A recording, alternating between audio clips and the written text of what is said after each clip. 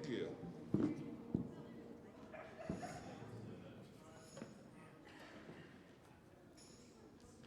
Well, good afternoon, and welcome to the concert.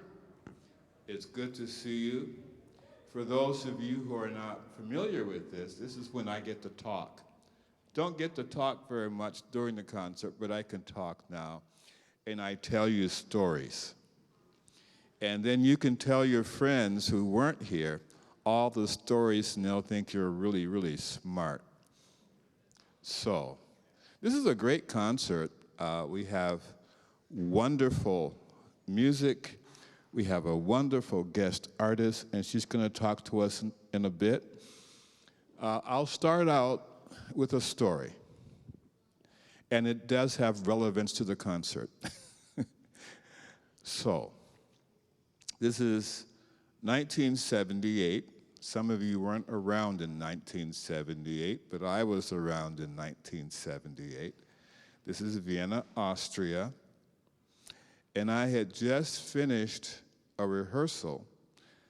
I was the music director at the Church of England in Vienna.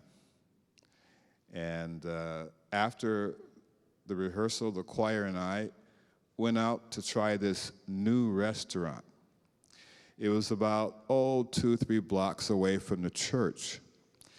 We didn't like that area because there was a huge statue that the Russians made the Viennese dedicate to them, and it says, "We have freed you," in Russian. I don't read Russian, but that's what it said.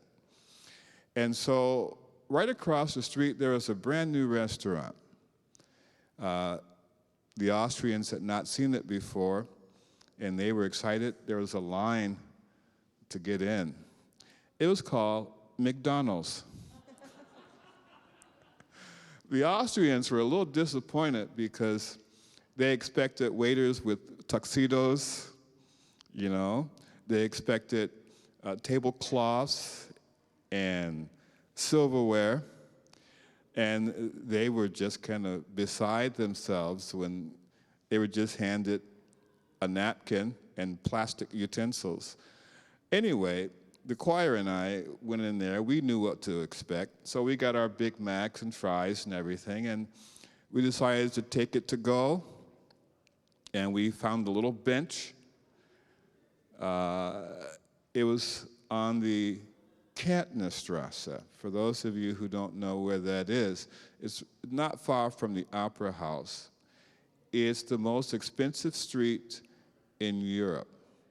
Now, none of us could afford to buy anything, but our thing was to sit and look at the people who could. So we would people watch. It was fun, just people watching, and we make stories up about different people and see what they bought and how many bags they had and things like that. Well, I looked and I said, that's Leonard Bernstein right there coming out of that shop. He said, oh, no, he wouldn't be doing that. That's not Bernstein. I said, yeah, he has a beard. His beard is white, his hair is white, but that's Bernstein. Oh, no.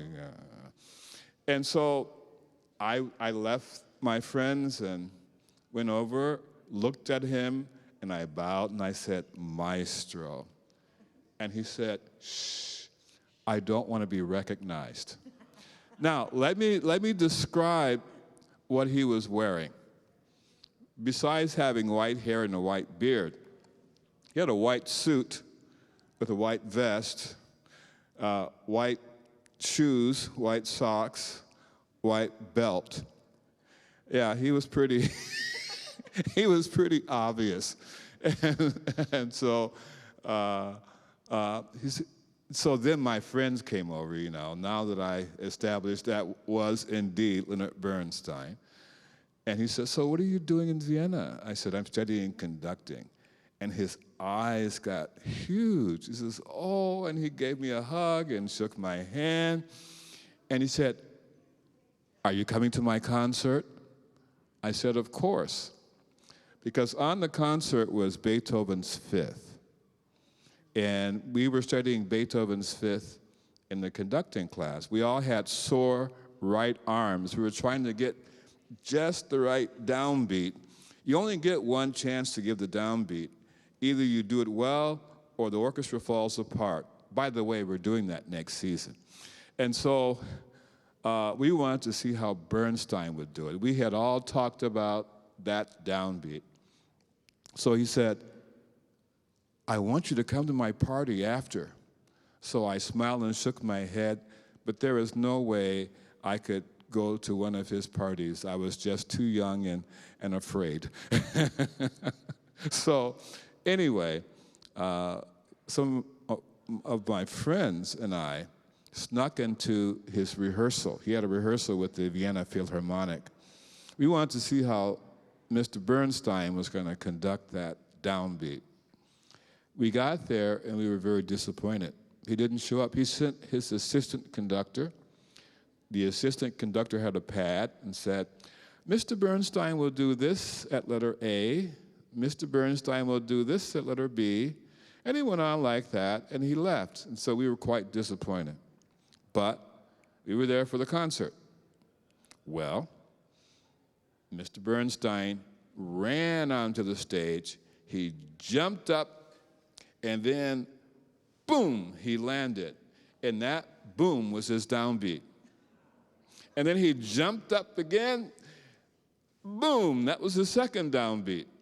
And my friends and I looked at each other and we shook our head. We said, that would never go over in class. That's not something we could use. But that was Bernstein.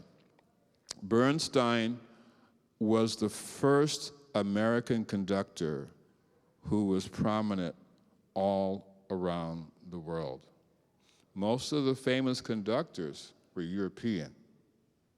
Now, sure, Sergio Zawa, Japanese, but the rest were European.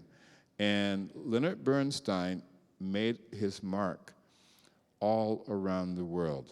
They loved him in Vienna. They loved him in Germany. They loved him everywhere he went. But that was his personality. He was outgoing. And his music was the same way. If you listen closely to On the Waterfront, what you're going to hear is the establishment of his writing style, because a decade later, he wrote West Side Story. We all know West Side Story, but a decade before West Side Story was On the Waterfront.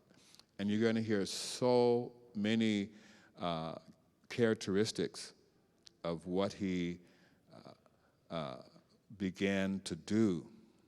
Now, who was Bernstein influenced by? Aaron Copland.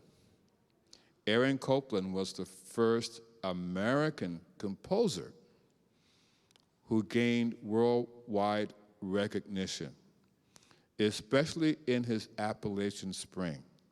So what you're going to hear in Bernstein is the influence of Aaron Copland. What I want you to also know is that this is a small world category. When I left Vienna and came to Seattle, I opened up a bank account. It was Bigfoot Bank, Pacific Bank. Remember that? Pacific Bank, Bigfoot Bank.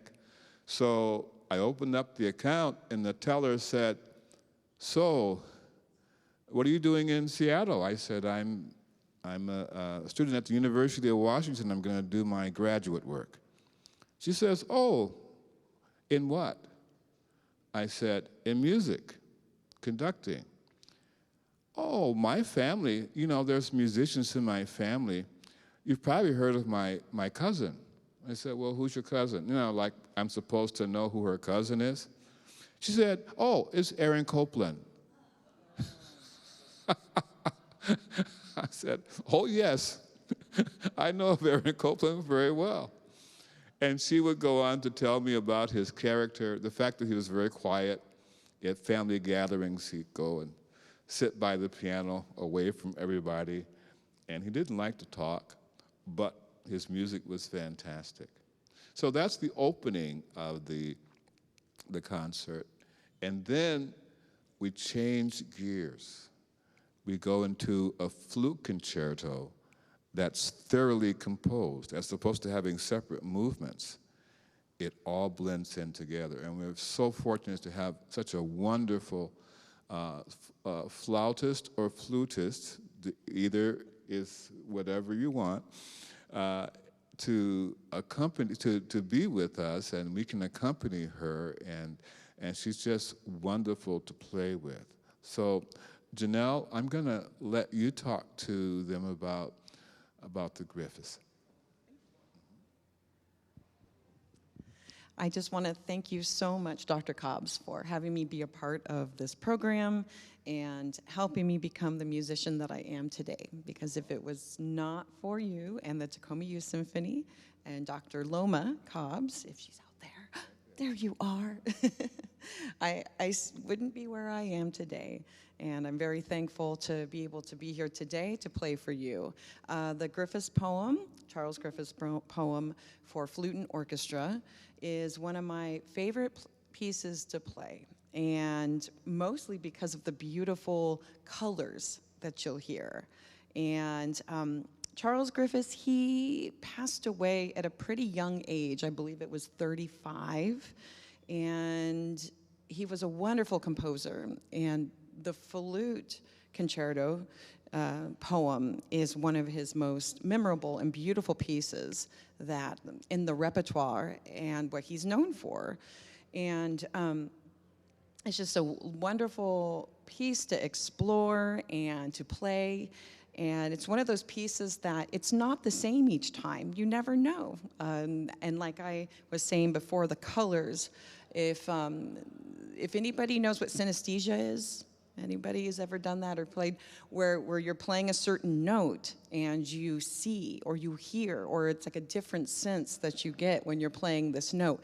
Like when I'm talking about this right now, I'm getting goosebumps because the first note that this starts on is a C sharp.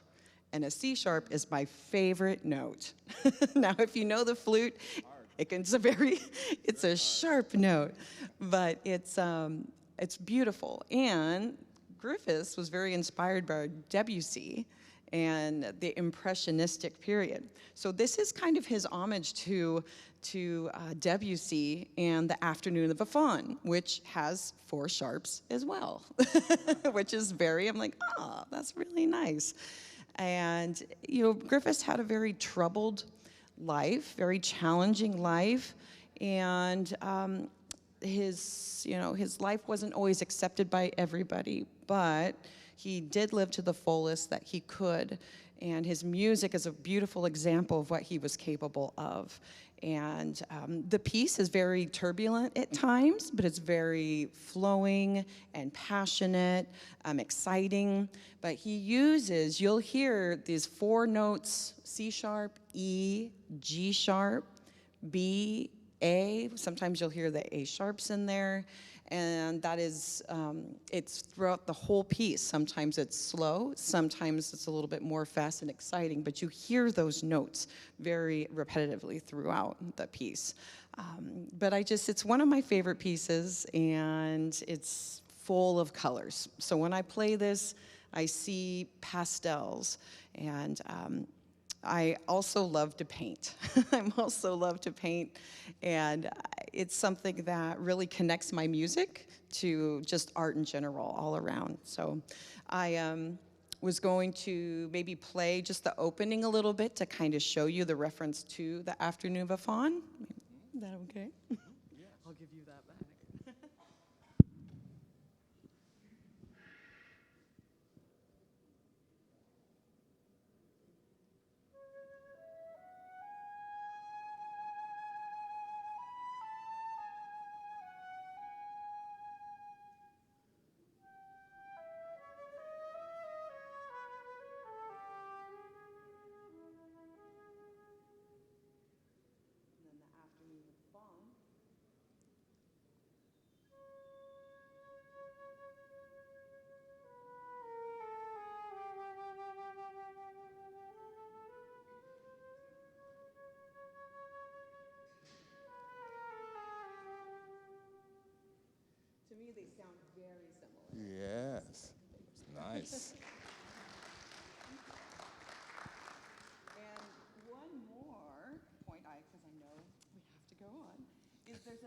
section in the piece.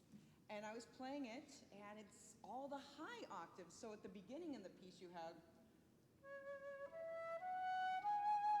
and on this part,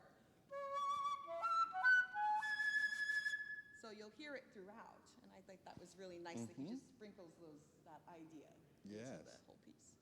Fantastic. Yes. Thank you. Well, thank you again. Now, Anything else? any questions for her? Yeah. Okay. Thank you. Thank you very much.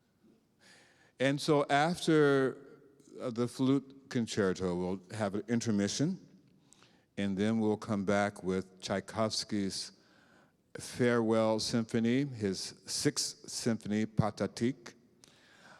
One of the things that you might want to know about Tchaikovsky is that at home, he was not Russian enough for most of the Russian composers. They thought he was too Western. But we love Tchaikovsky. Much to his chagrin, the most popular thing by Tchaikovsky, at least with us, is the Nutcracker Ballet. But his symphonies also stand as a huge monument to orchestral writing. The first, second, and third symphonies are nice, especially Little Russia, number 2. But 4, 5, and 6 are the big ones. Those are the ones that all the top orchestras play. In the Fourth Symphony, he talks about fate. Fate is that powerful thing that keeps you from achieving your goals, and it keeps you from being happy. And it starts off with the brass. Da, da da da da da da da da da da da da da da. Overwhelming. And in fact, in the first movement, both physically and musically, he has a nervous breakdown. You can hear in the first movement of the Fourth Symphony, he has a nervous breakdown. And then he goes to a home, and about a year later, he finishes the symphony, which has a completely different character than the first movement. But you can trace him having a nervous breakdown as the first movement goes on. Last movement in the Fourth Symphony is all happy, happy, joy, joy. First movement, nervous breakdown. The Fifth Symphony, instead of fate being this overwhelming, powerful brass theme, we have a nice, quiet theme by the clarinet. And this is something that, if you listen to it, you go, well, it's not too bad. But it does gain steam. It gains steam. And at the end, this quiet theme is turned around, and it becomes a heroic theme because he meets fate and he wins. The Sixth Symphony. It's different. It's very melancholy. Have you ever heard things get lost in the translation? With the Pretalk, things get lost in the translation. There's a Russian word for Pretalk. Now, the reason he didn't use the Russian word is because most Westerners didn't speak Russian. So he wrote it in French, Pretalk. And then we translated it to English, pathetic. Our idea of what pathetic means is very different than what Tchaikovsky intended. This symphony is not pathetic as we would term it. Pretalk in French, and even more so in Russian, means extremely emotional, where you explore all realms of your emotion. And when you listen to this symphony, you're going to hear happy, joy, sadness, a resigning to the fate. It's the only movement he wrote that ends quietly and sadly. I want you to watch the double basses. At the very end, they have a figure da da da da da da da da da da da da da. Tchaikovsky only used that one time earlier, and that was in his overture to Romeo and Juliet, when the two lovers were dying. The basses represented the heartbeat. Da da da da da da da da da da da, and it stopped. 9 days later, Tchaikovsky passed away. So this is, there's been a lot of speculation as to what this means. However, this is one of the most beautiful symphonies ever written. And so we're very happy to be able to play it for you today. We only have a couple minutes, but I want to make sure that if there's a question or two, we at least are able to address it. So, are there any questions in the house?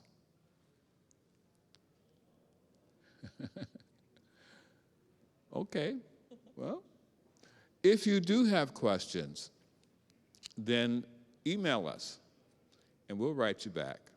We'll give you answers, probably more answer than you want, but if you do think of, sometimes you go home and says, well, I wonder, ... Well, write it down, email us, and I promise I'll get back to you and I'll answer your questions. So thank you so much. Enjoy the concert.